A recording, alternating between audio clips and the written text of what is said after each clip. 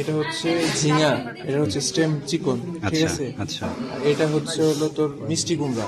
মিষ্টি কুমড়া হচ্ছে এটা বড় এবং দেখবে যে এখানে খসখস অনেক প্রচুর পরিমাণে। আচ্ছা আর এটা হচ্ছে হলো চাল কুমড়া।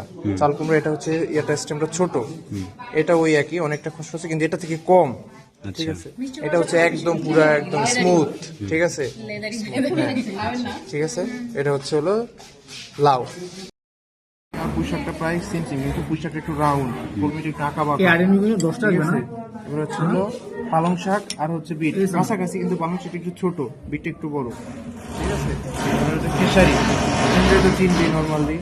ঢেঁড়স, ঢেঁড়সের পরে হচ্ছে মরিচ, মরিচ, তারপর হচ্ছে ধনিয়া। মরিচ আর বেগুন কিন্তু গোলায় ফেলাইতে পারো, মরিচ আর বেগুন ভিতরে আলাদা।